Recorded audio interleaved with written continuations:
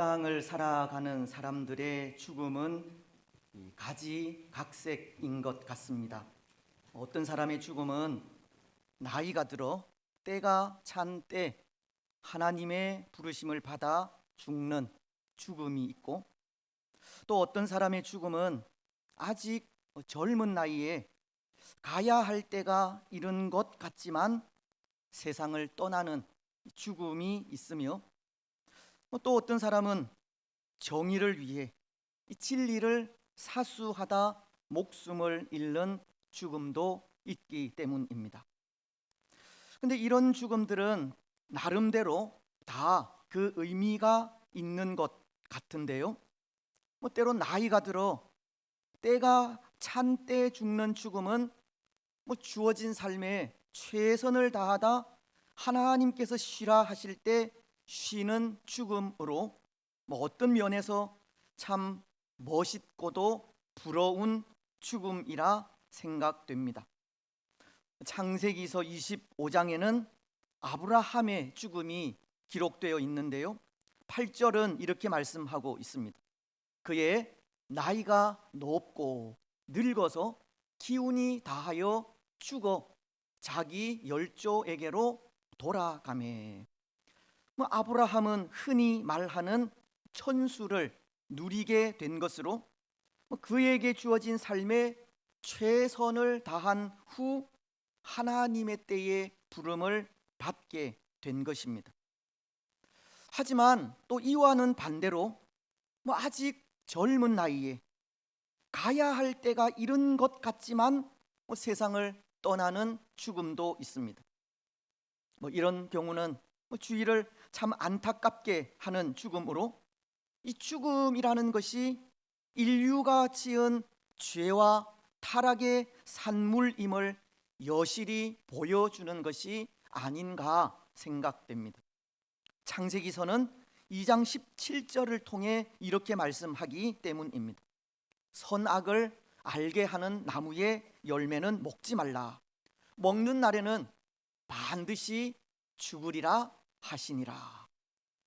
여기 이 죽음은 이 영과 육에 대한 죽음으로, 영적으로는 하나님과의 이 단절을 의미하고, 이 육적으로는 그 지은 바 흙으로 돌아가는 것을 말하는 겁니다.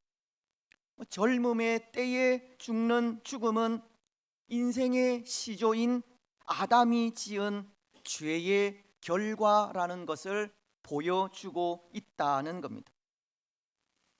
또한 죽음에는 이 정의를 위해 진리를 사수하다 죽는 죽음도 있다라고 하였는데요, 진리를 사수하기 위해서나 나라를 지키기 위하여 또는 하나님의 나라를 위해 순교하는 죽음도 있는 겁니다. 그러한 죽음은 참으로 고귀한 죽음이라 아니할 수 없습니다. 예수님은 요한복음 12장 24절을 통해 이런 말씀을 하셨습니다. 내가 진실로 진실로 너희에게 이르노니 한 알의 밀이 땅에 떨어져 죽지 아니하면 한 알 그대로 있고 죽으면 많은 열매를 맺느니라. 마치 예수님의 십자가 죽음으로 많은 사람들이 생명의 열매를 맺은 것처럼 정의를 위하여 진리를 사수하다 죽는 죽음은 이 죽음으로써 많은 열매를 맺는 참 고귀한 죽음이 아닐 수 없다는 겁니다. 그런데 여러분, 이런 가지각색의 죽음 가운데에는 또 이런 죽음도 있는 것 같습니다. 스스로 목숨을 끊는 죽음도 있다는 겁니다. 자기 자신을 죽이는 죽음도 있는 겁니다. 예수님을 은 30냥에 팔아버리고 양심의 가책을 받아 스스로 죽은 가롯 유다의 경우가 그런 경우입니다. 마태복음은 27장 3절로 5절을 통해 이렇게 말씀하십니다. 그때에 예수를 판 유다가 그의 정죄됨을 보고 스스로 뉘우쳐 그 은 30을 대제사장들과 장로들에게 도로 갖다 주며 이르되 내가 무죄한 피를 팔고 죄를 범하였도다 하니 그들이 이르되 그것이 우리에게 무슨 상관이냐 네가 당하라 하거늘 유다가 은을 성소에 던져 넣고 물러가서 스스로 목 메어 죽은지라. 유다는 예수님이 그의 고발로, 자신의 고발로 사형이 확정되자 뉘우치게 되었다라고 하지만 이것은 회개를 뜻하는 것이 아니라 후회하였다라는 의미로 양심의 가책을 받은 것을 말하는 겁니다. 그리고 그 이후에 한 행동이 목을 메어 스스로 목숨을 끊은 일입니다.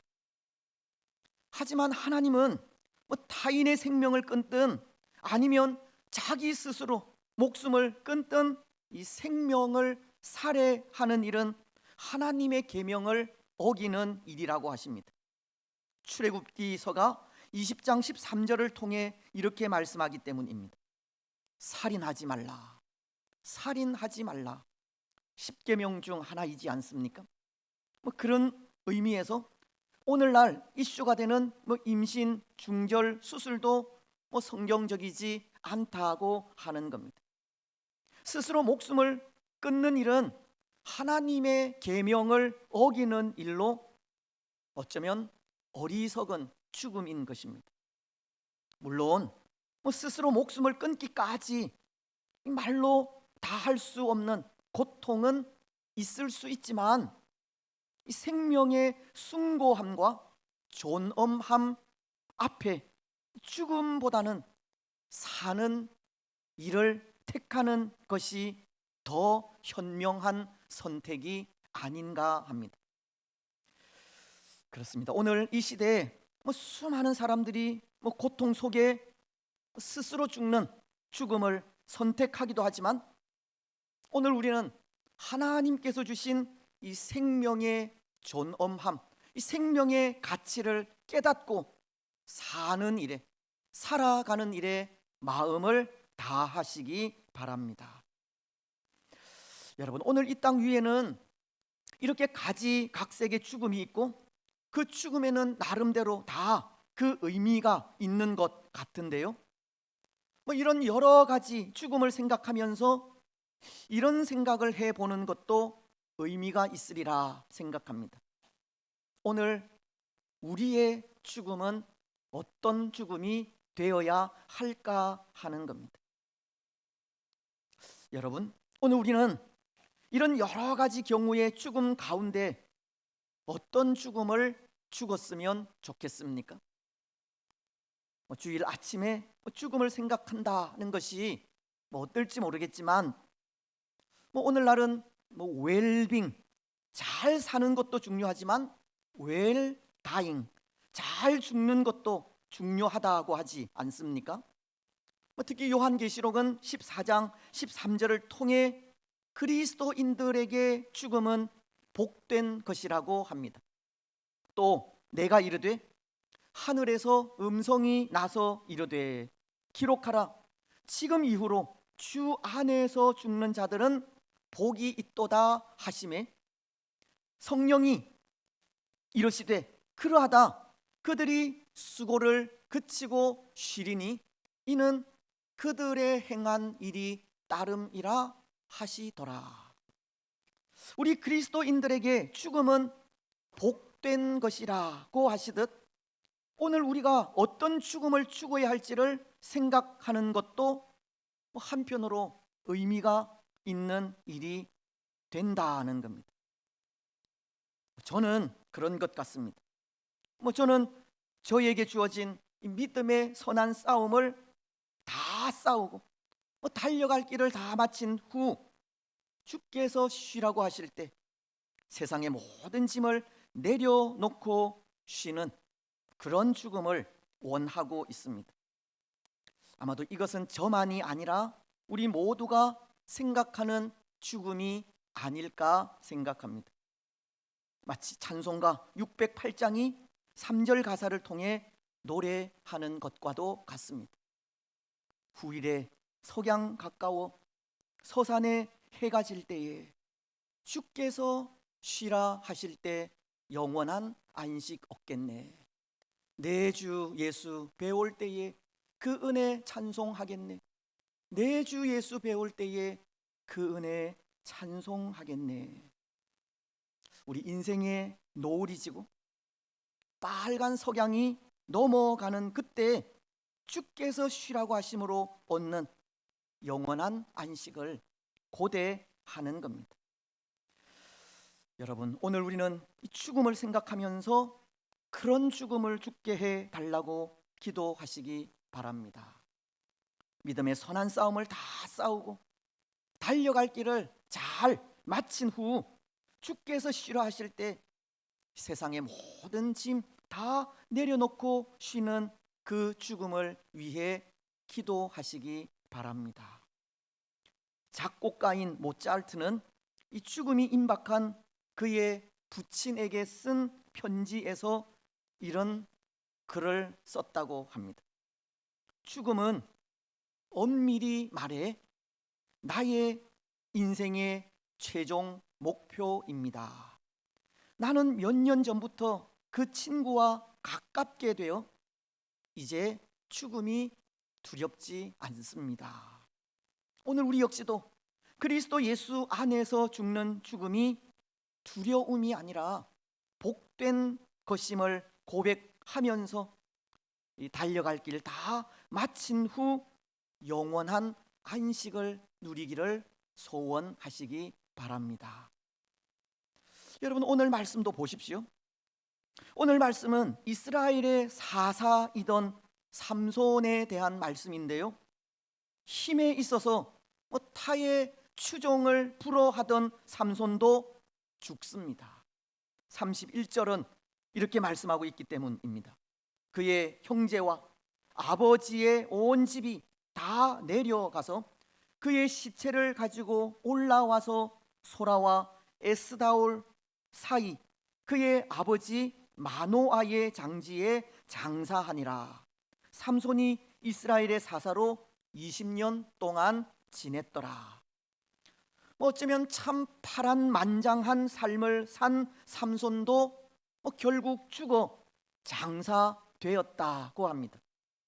그런데 오늘 우리는 이 삼손의 죽음을 보면서도 여러 가지 생각을 할 수 있을 것 같은데요, 왜냐하면 이 삼손의 죽음은 28절로 30절과도 같이 그의 백성과 하나님의 나라를 위해 힘껏 싸우다 장렬한 최후를 맞이하는 고귀한 죽음 같기도 하고, 또 어떻게 보면 블레셋 사람들과 함께 자기 자신을 죽이는 자살로 그의 생을 마치는 것처럼 보이기도 하기 때문입니다. 그렇지 않습니까? 29절로 30절 상반절은 이렇게 말씀하십니다.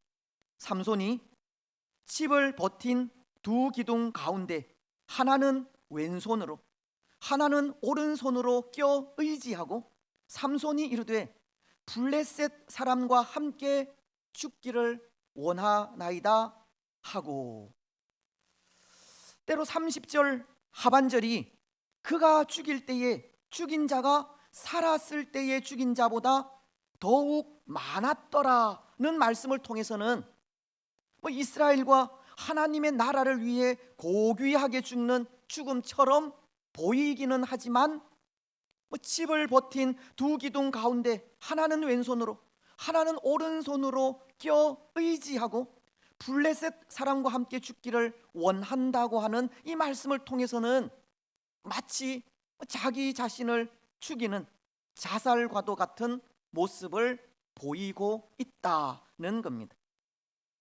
실제 많은 학자들은 이 삼손의 죽음을 자살이라고 단정 짓는 경우도 있습니다. 예를 들면 마크 에터베리라는 사람은 삼손 신드롬이라는 책을 통해서 이 삼손에 대해 실패한 남자로 낙인을 찍고 있는데요. 아마도 그것이 이 삼손에게는 탁월한 은사가 있었음에도 불구하고 비참하게 죽어간 그 죽음 때문에 그렇게 묘사한 것이 아닌가 합니다. 삼손의 죽음을 자살로 결론 짓고 자살로 인해 이 삼손은 실패한 남자라고 평가한 것이 아닌가 한다는 겁니다. 하지만 저는 생각에 그럼에도 이 삼손은 주어진 사명을 다하고 죽은 죽음이라 생각합니다. 여러분들은 어떻습니까? 오늘 삼손의 이 죽음이 사명을 다한 죽음이겠습니까? 아니면 실패한 남자로서 자신을 죽인 비참한 죽음이겠습니까? 비록 사사로서 주어진 사명을 잘 감당하지 못하고 비참한 최후를 맞이하는 것 같기는 하지만, 그럼에도 그 마지막은 성령의 감동을 받아 이스라엘의 적인 블레셋 사람들을 살았을 때보다 죽으면서 더 많이 죽이는 하나님 백성으로의 삶, 사사로서의 삶을 다하는 그런 죽음을 죽었다는 생각 때문입니다. 그렇습니다. 오늘 삼손의 죽음은 단순히 자기 자신을 죽이는 자살이 아닙니다. 그의 죽음은 블레셋의 압제로부터 동족을 구하기 위한 마음에서 나온 거룩한 순교와도 같은 죽음입니다. 그는 비록 하나님 앞에 죄를 짓고 도덕적으로 떳떳하지 못한 삶을 살아가기는 하였지만, 생의 마지막 순간은 헌신적인 죽음을 통해 자기 민족인 이스라엘을 구원하게 되었다는 겁니다. 마치도 에스더가 그가 가진 마음과도 같은 마음이라 생각이 되는데요. 페르시아 제국의 왕후이던 에스더가 하만에 의해 자기 민족 이스라엘이 이 진멸의 위기에 처해 있을 때 이스라엘을 살리기 위해 죽으면 죽으리이다 라는 각오로 이 페르시아의 왕 앞에 나아간 그 마음과 동일하다는 겁니다. 에스더서는 4장 16절을 통해 이렇게 말씀하지 않습니까? 당신은 가서 수산에 있는 유다인을 다 모으고 나를 위하여 금식하되 밤낮 3일을 먹지도 말고 마시지도 마소서. 나도 나의 시녀와 더불어 이렇게 금식한 후에 규례를 어기고 왕에게 나아가리니 죽으면 죽으리이다 하니라. 당시에는 왕후라도 왕이 부르기 전에 왕 앞에 나아가면 죽음을 죽게 되지만, 에스더는 죽으면 죽으리이다 라는 각오로 왕 앞에 서서 유다의 구원을 간언할 것을 말씀하고 있는 겁니다. 오늘 삼손도 그가 블레셋 사람들과 함께 죽으려 하는 것이 바로 이런 마음에서라는 겁니다.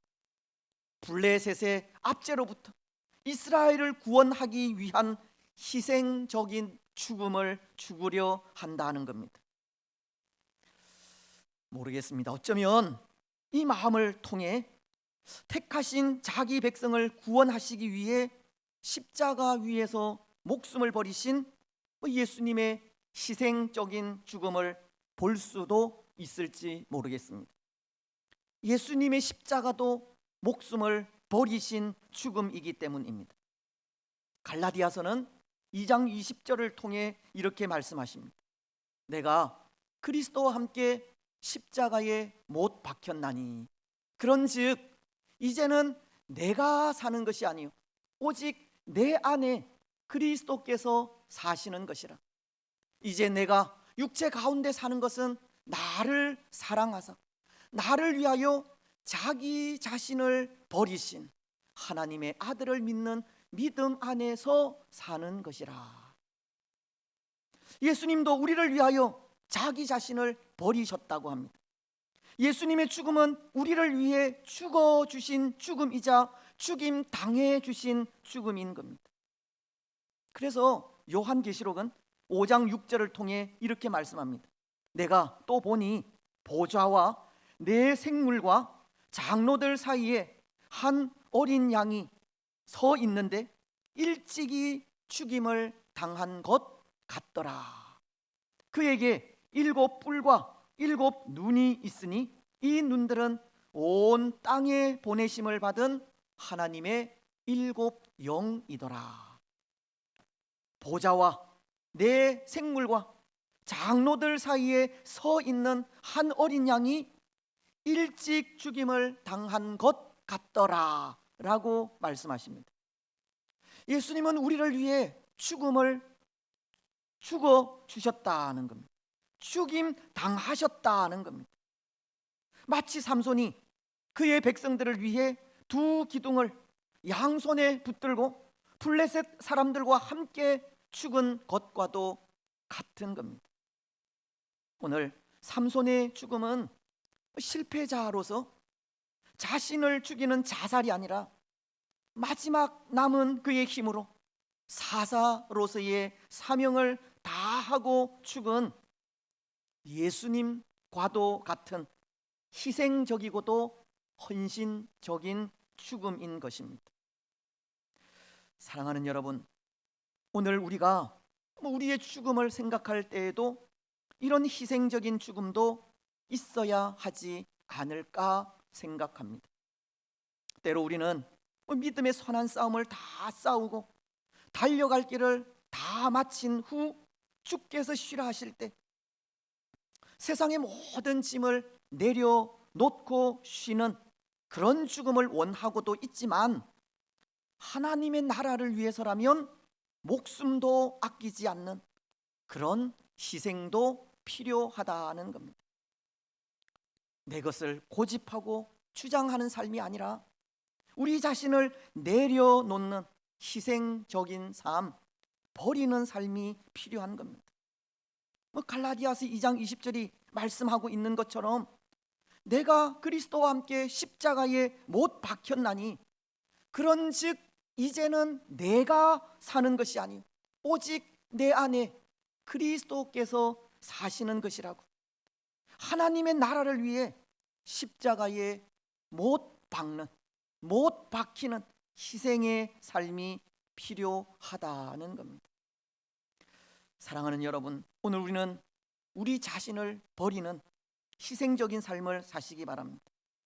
사람들과의 관계 속에서 이기려고만 하지 말고 져주기도 하시고, 나의 유익만을 구하는 것이 아니라 손해를 보기도 하시며, 교회를 위한 일이라면 우리 자신을 내려놓을 줄도 아는 그런 삶을 살아가시기 바랍니다.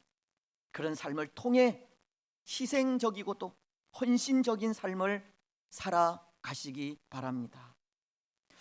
그래서 그런 의미에서 이런 생각도 해봅니다. 오늘 삼손이 들릴라에 의해 힘의 비밀이 밝혀지고 블레셋 사람들에게 붙잡혀 머리가 밀리며 눈이 뽑혀 맷돌을 돌리는 참으로 비참한 처지가 된 것이 오히려 삼손에게는 잘된 일이 아닌가 하는 겁니다.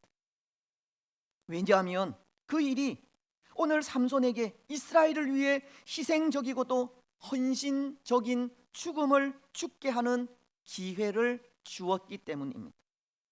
삼손이 사사로서, 믿음의 사람으로서 자신의 사람 사사됨을 다시 한번 되새길 수 있는 기회가 되었기 때문이라는 겁니다. 만약 삼손이 힘을 잃지 않았다면, 그래서 눈이 뽑혀서 맷돌을 돌리는 그 비참한 처지에 빠지지 않았다면, 그것으로 블레셋 사람들에 의해 조롱거리가 되지 않았다면, 삼손은 그의 반복되는 연약함으로 인해 사사로서 평생 그 사명을 깨닫지 못하고 하나님과 이스라엘 백성들에게 근심거리가 되었을지 모릅니다. 그렇지 않습니까? 하지만 그의 힘의 비밀이 알려지고 붙잡혀 머리가 밀리고 맷돌을 돌리는 사람들의 조롱거리가 되는 비참한 처지가 되자 그는 그제서야 자신의 정체성을 돌아볼 수 있게 된 것입니다. 삼손은 그가 당한 고난으로 비로소 사명을 회복할 수 있는 기회를 얻게 되었다는 겁니다. 시편은 119편 71절을 통해 이런 고백을 하지 않습니까? 고난 당한 것이 내게 유익이라. 이로 말미암아 내가 주의 율례들을 배우게 되었나이다. 시편 기자는 고난으로 말미암아 주의 율례를 배우게 되었다고 고난이 주는 유익을 고백하고 있듯이 고난이 삼손을 하나님 앞으로 인도하게 된 것입니다. 물론 의미는 다를 수 있지만 고통을 당한 이후에 그제서야 삼손은 자신의 잘못을 깨닫고 하나님 앞에 진실함으로 서게 되었다는 겁니다. 그렇습니다. 오늘 삼손은 그런 겁니다. 그는 그가 당한 비참한 상황 속에 그제서야 하나님 앞에 바로 설 수 있게 된 것입니다.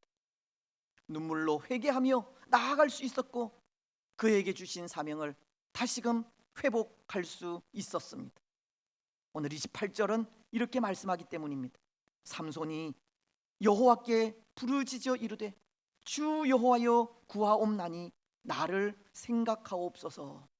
하나님이여 구하옵나니 이번만 나를 강하게 하사 나의 두 눈을 뺀 블레셋 사람에게 원수를 단번에 갚게 하옵소서 하고, 삼손에겐 비로소 자신의 잘못이 보이게 된 것이고 그 잘못을 뼈저리게 회개하게 된 것이며 하나님의 은혜를 간절히 구하게 된 것입니다. 지도자로서 백성들을 잘못 지도한 과오, 날 때부터 나실인이던 자신의 직분을 잘 감당하지 못하고 망령되게 행한 그 잘못, 그는 맷돌을 돌리면서 뼈저린 후회와 회개를 하였고 하나님께 부르짖어 도움을 요청하기까지 어쩌면 그는 고난 가운데서 새로워지게 된 것입니다. 여러분, 죄가 더한 곳에 하나님의 은혜가 넘친다는 로마서의 말씀을 기억하십니까? 내 죄로 인해 죽게 되었다고 고민하고 아파할 때 하나님의 도우심이 임하는 것을 기억하십니까? 아마 오늘 삼손의 모습이 그런 모습이 아닌가 합니다. 자신의 죄로 인해 아파하면서 죄 많은 자신에게 하나님의 은혜가 임하기를 간절히 사모하고 있기 때문입니다. 그렇습니다. 사랑하는 여러분, 오늘 우리도 고난을 당해보지 않으면 하나님 앞에 서지 못할 때가 있고 고난 없이는 주의 율례를 배우지 못할 수도 있습니다. 우리의 죄로 아파하고 우리의 잘못으로 고통스러워하며 우리의 연약함으로 하나님께 회개하며 나아가지 않으면 하나님으로부터 주어지는 한량없는 하나님의 은혜가 우리 가운데 임하지 않을 수 있다는 겁니다. 고난이 우리로 하여금 하나님 앞에 세우게 하고 고난 가운데 하나님 앞에 서서 하나님의 은혜를 사모하여 부르짖을 때 하나님의 한량없는 은혜가 우리 가운데 충만하게 넘치게 되는 것입니다. 그래서 그 은혜로 다시금 사명을 회복하여 헌신적이고도 희생적인 삶을 살아갈 수 있는 겁니다. 여러분, 오늘 우리는 고난이 유익인 것을 고백하시기 바랍니다. 고난으로 인해 하나님 앞에 서는 우리가 되시고 하나님 앞에 서되 우리의 죄를 들고 서시기 바랍니다. 그리고 우리의 죄로 인해 아파하며 부르짖는 부르짖음으로 새롭게 변화되는 은혜가 있기를 바랍니다. 그래서 그 변화를 통해 희생적이고도 헌신적인 삶을 살아가시기 바랍니다. 이제 말씀을 맺겠습니다. 사랑하는 여러분, 오늘 삼손은 비록 블레셋 사람과 함께 죽는 최악의 죽음을 당하게 되었지만 그 죽음은 사사로서 그의 직분에 합당한 죽음이었습니다. 때로 그의 삶은 사사로서 하나님이 기뻐하시는 삶을 변함없이 살아들이지는 못하였지만 그에게 고난이 유익이 되어 고난 속에 분명한 사명을 깨닫게 되었고, 깨달은 그 사명대로 그 마지막은 하나님 나라와 그의 백성들을 위해 희생적이고도 헌신적인 죽음을 죽게 된 것입니다.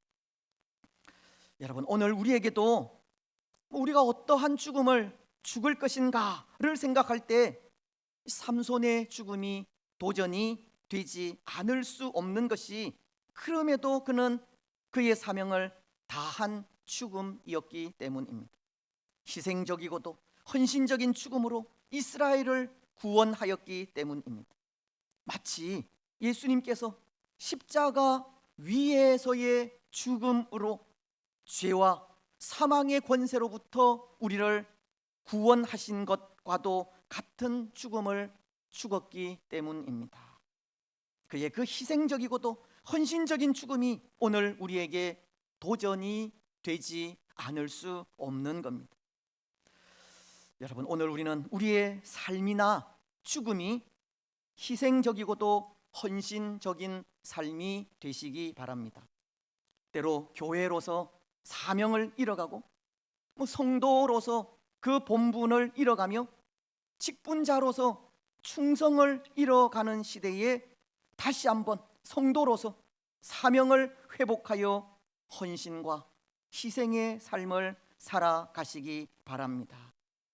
때로 고난을 통해서든 아니면 은혜를 통해서든 직분에 맞는 삶을 살아가시기 바랍니다. 그래서 하나님의 사람으로 그 이름에 합당한 삶을 살다 하나님께서 부르실 때 감사함으로 그 품에 안기시고, 오늘 히브리서에 기록된 믿음의 선배들과도 같이 믿음의 반열에 서게 되는 복된 주의 성도들이 되시기를 주님의 이름으로 축복합니다.